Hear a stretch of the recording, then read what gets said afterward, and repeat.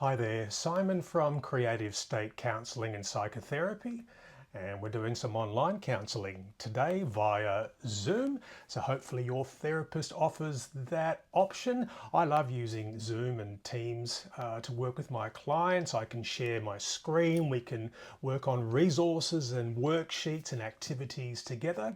And if really important stuff comes up and we don't want to forget it, we can use the whiteboard feature to make those lists, and I can often send that to the client after the session.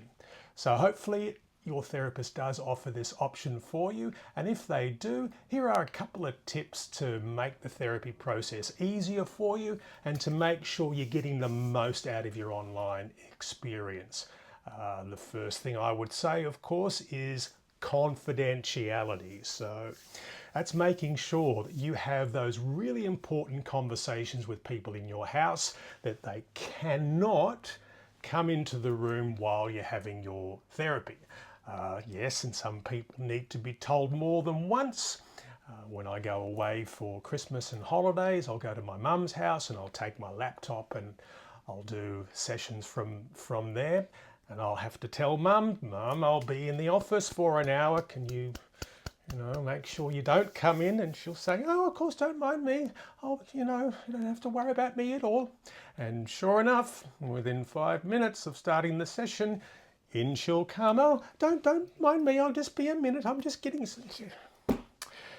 So, very important to have those upfront conversations with people in your house and to make sure children and pets don't come into the room while you're having your session. Another thing that might be helpful to you is to sit up. Now that might seem like an obvious thing to say, but sometimes a client will join therapy online and they'll be lying in bed or they'll be lying on a couch, and that tends to create a real feeling of sluggishness, and it's really hard to get that momentum and focus that's needed for you to have the most productive session possible.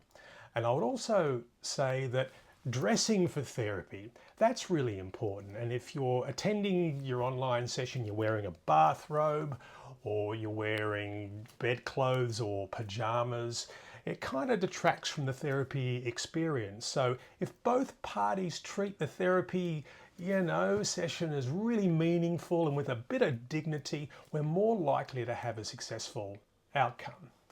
And another thing that might be helpful is to make sure that you tell your therapist where you're going to be joining from.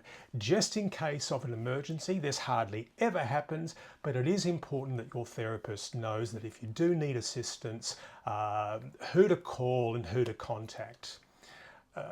Also, it's important to make sure for the therapist to make sure that their insurance covers that therapy session if you're away or interstate or overseas. So hopefully these couple of little tips are going to make the therapy experience easier and more productive for you.